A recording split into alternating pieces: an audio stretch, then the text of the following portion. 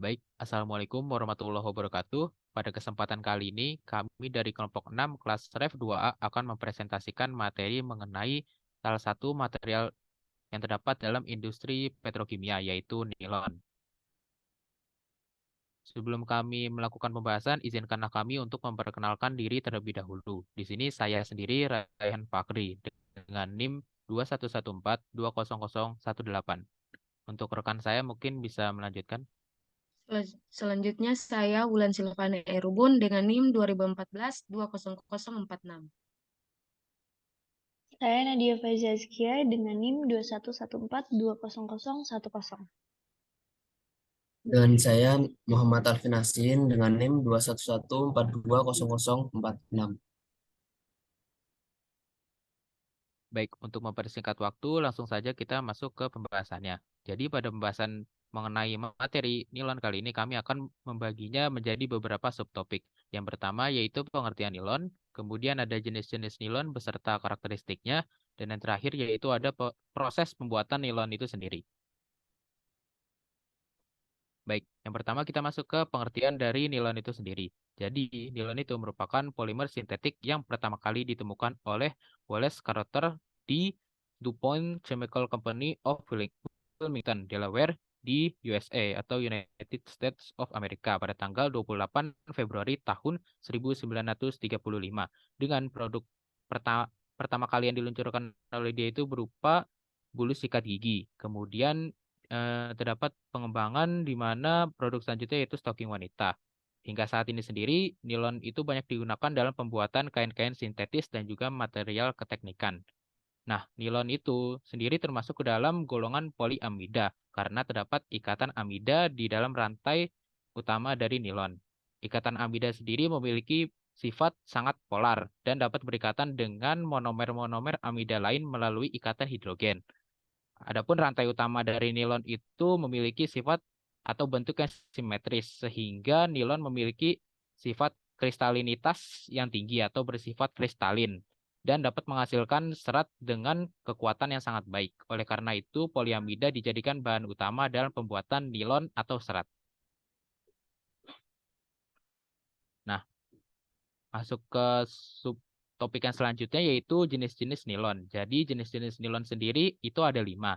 Yang pertama ada nilon 6 dengan monomer penyusunnya berupa kaprolaktam. Kemudian ada nilon 6,6 dengan monomer penyusun berupa ADPK acid dan heksametilendiamin. Kemudian ada nilon 6,10 dengan monomer penyusun berupa sebacic acid dan heksametilendiamin. Kemudian ada nilon 11 dengan monomer penyusun berupa 11 undecanoic acid, dan yang terakhir ada nilon 12 dengan monomer penyusun berupa laurolactam.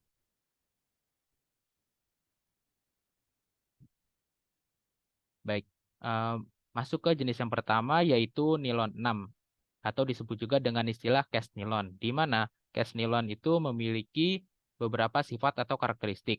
Yang pertama, nilon 6 itu memiliki sifat mudah diwarnai. Kemudian nilon 6 itu tahan terhadap benturan. Kemudian nilon 6 dapat menyerap kelembaban secara cepat dan menyeluruh. Dan yang terakhir, nilon 6 memiliki sifat atau tingkat elastisitas atau kelenturan yang tinggi. Nah, adapun monomer penyusun dari nilon 6 sendiri itu berupa kaprolaktam dengan rumus kimia CH25CONH, di mana kaprolaktam ini terbentuk dari senyawa benzen, di mana benzen ini awal mulanya itu diubah atau dikonversi menjadi siklohexana dan mengalami oksidasi menjadi sikloheksanol dan sikloheksanon. Setelah itu, sikloheksanolnya ini mengalami proses dehidrogenasi atau proses penghilangan kandungan hidrogen yang terdapat di dalamnya, di mana proses dehidrogenasi ini dibantu dengan senyawa seng sehingga terbentuk senyawa sikloheksanon yang berlangsung pada suhu 400 derajat Celcius dan tekanan 1 atm. Nah, sikloheksanon ini kemudian bereaksi dengan hidroksilamina sulfat dengan rumus kimia NH2OH2 H2SO4 dan menghasilkan sikloheksanon oksim dengan rumus kimia C6H10NOH, di mana proses ini berlangsung pada suhu 18 hingga 25 derajat Celcius. Kemudian sikloheksanon oksim bereaksi dengan sulfur trioksida dengan bantuan asam sulfat dan menghasilkan kaprolaktam dengan rumus kimia CH25CONH. Nah, adapun proses pembentukan dari monomer penyusun kaprolaktam ini dikenal dengan istilah Beckmann rearrangement atau proses penataan ulang Beckmann. Untuk penjelasan mengenai jenis-jenis nilonnya selanjutnya akan dilanjutkan oleh rekan saya. Oke, terima kasih. Di sini saya akan melanjutkan penjelasannya, yaitu tentang nilon 6,6 extruded nilon. Di sini karakteristiknya ada dua, yaitu yang pertama tahan terhadap cahaya matahari dan abrasi. Yang kedua warnanya lebih tajam. Di sini juga terdapat monomernya, yaitu adipic acid atau CH24COOH2 dan hexamethylenediamin atau CH26NH22. Nah, di sini penjelasan tentang monomernya itu yang pertama itu asam adipat terbentuk dari benzen, di mana benzen mengalami hidrogenasi menjadi sikloheksana atau C6H12. Setelah itu sikloheksana bereaksi dengan kobalt neftenat atau yang berperan sebagai katalis dan teroksidasi menjadi sikloheksanol atau C6H11OH dan sikloheksanon atau C6H10O yang berlangsung pada tekanan 0,8 sampai 1 MPa. Kedua senyawa tersebut kemudian bereaksi dengan tembaga, amonium metavandat, dan asam nitrat atau yang berperan sebagai katalis. Dan teroksidasi menjadi asam adipat yang berlangsung dalam reaktor tangki berpengaduk pada suhu 60-80 derajat Celcius pada tekanan atmosfer dengan waktu kontaknya selama 5-7 menit. Dan yang kedua yaitu hexamethylenediamina. Itu sendiri terbentuk dari asam adipat, yang dimana asam adipat bereaksi dengan gas amonia dan boron fosfat, ya, atau yang berperan sebagai katalis, dan membentuk adiponitrile atau CH24CN2 yang berlangsung dalam reaktor fixed bed. Adiponitril kemudian mengalami hidrogenasi dengan bantuan katalis kobalt dan menghasilkan hexamethylenediamina atau CH26NH22 yang berlangsung dalam reaktor fixed bed pada suhu 100-135 derajat Celcius. Selanjutnya,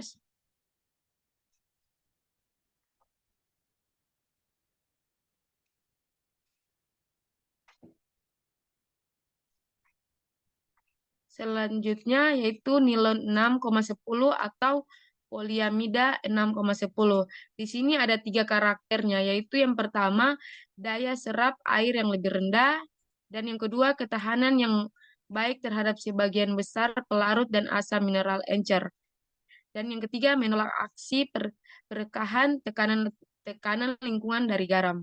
Di sini monomernya itu sebasic acid atau CH24COOH2 dan hexamethylenediamin CH26NH22. Di sini monomernya itu yaitu asam sebasat.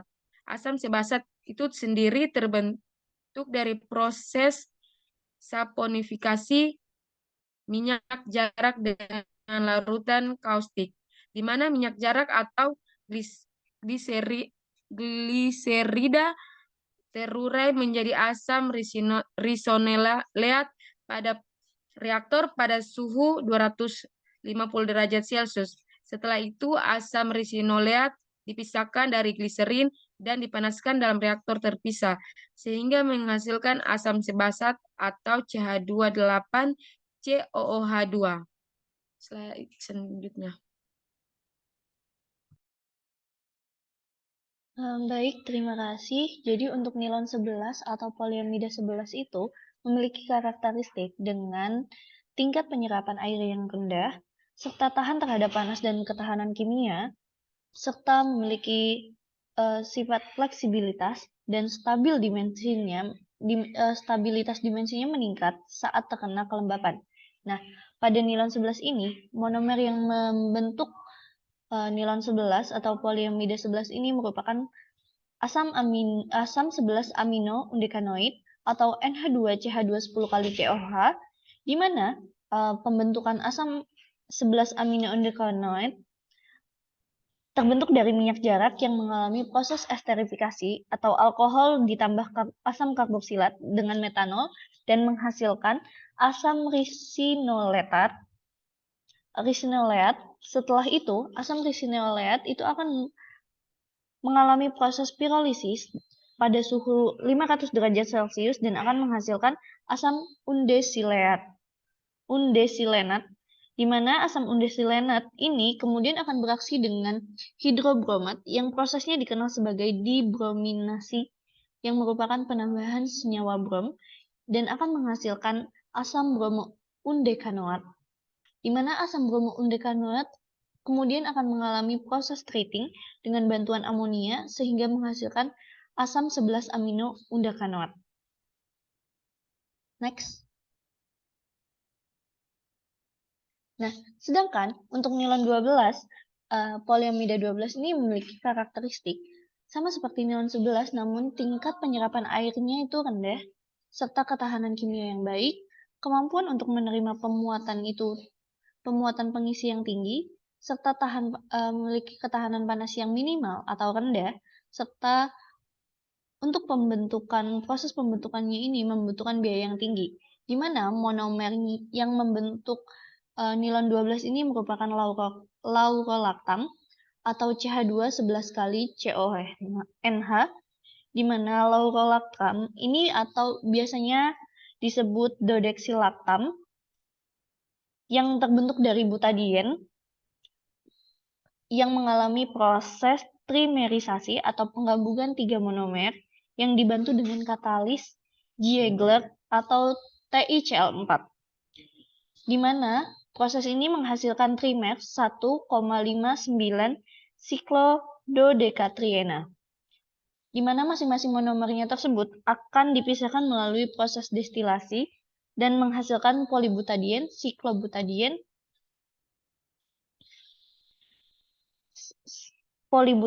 siklotadiena, dan vinil sikloheksana, di mana trimor tersebut akan mengalami proses hidrogenasi yang menghasilkan siklododekana yang berlangsung pada tangki pengaduk autoklaf atau reaktor autoklaf pada suhu 200 derajat Celcius dengan tekanan 1,54 megapiksel, di mana siklododekana ini kemudian akan mengalami proses oksidasi dengan bantuan katalis dari asam borat sehingga menghasilkan siklododekanol dan siklododekanon yang berlangsung dalam reaktor tangki berpengaduk yang dilengkapi dengan jaket, dan jaket tersebut berfungsi agar menjaga suhu dalam reaktornya itu agar tetap dalam keadaan isotermal pada suhu 150 derajat Celcius, di mana setelah itu siklododekanol akan mengalami proses dehidrogenasi atau melepas oksigen dengan bantuan katalis tembaga dan amina sehingga terbentuk siklododekanon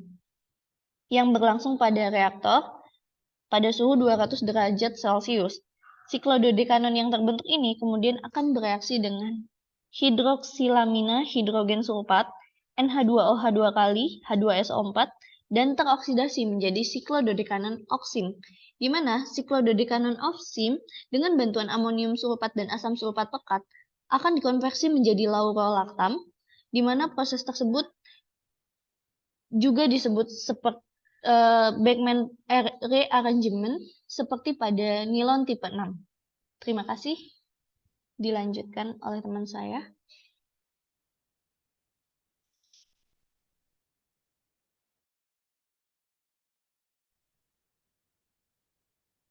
Oke, untuk slide selanjutnya yaitu proses pembuatan nilon.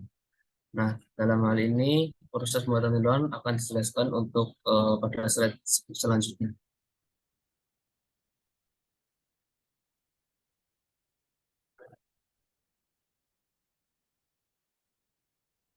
Yang pertama yaitu proses pembentukan nilon 6,6. Dalam hal ini terlampir suatu reaksi yang akan membentuk pembentukan nilon 6,6. Selanjutnya,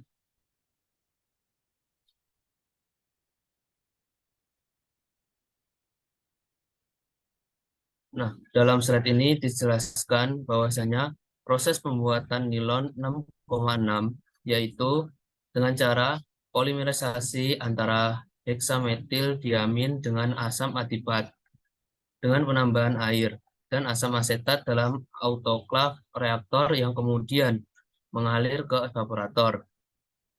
Dalam hal ini ditambahkan steam sehingga menghasilkan kondensat. Kemudian dialirkan ke autoklav untuk dilakukan perubahan wujud dari padat menjadi cair, sehingga suhunya meningkat dan menghasilkan nilon 6,6. Dalam hal ini, nilon 6,6 sendiri berada pada suhu 200 derajat Celcius dengan tekanan yaitu 250 PSI. Dalam hal ini terdapat rentang waktu yaitu 1 sampai 2 jam. Selanjutnya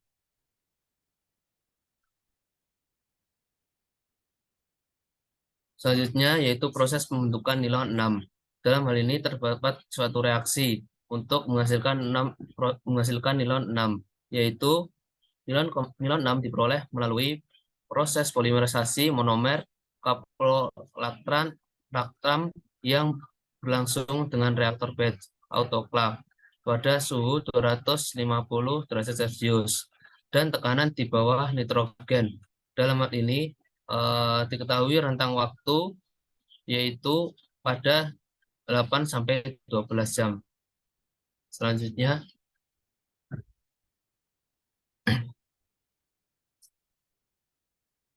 setelah proses pembuatan nilon 6, selanjutnya yaitu proses pembuatan nilon 6,10.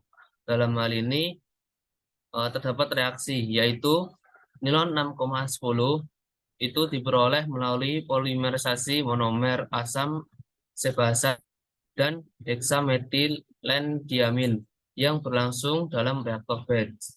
Selanjutnya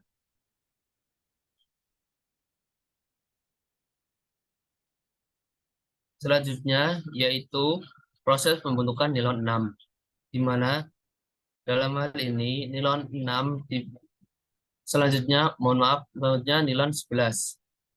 Dalam hal ini nilon 11 diperoleh melalui polimerisasi monomer asam 11 aminodexanot yang berlangsung dalam fase cair menggunakan autoklav pada suhu 220 derajat Celcius.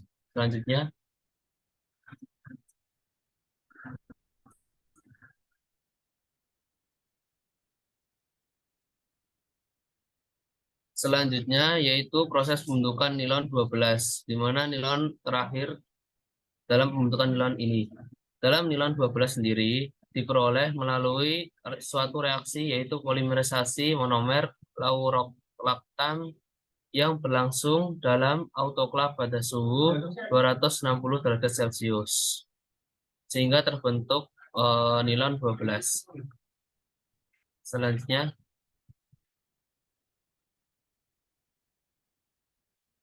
kembali ke moderator. Baik, mungkin itu saja penjelasan materi mengenai nilon yang dapat kami berikan dari kelompok 6 kelas Rev 2A. Adapun berikut terampil referensi yang kami jadikan acuan dalam penyusunan materi mengenai nilon. Apabila terdapat salah kata dalam penyampaian, kami semua mengucapkan mohon maaf. Wassalamualaikum warahmatullahi wabarakatuh. Waalaikumsalam warahmatullahi wabarakatuh.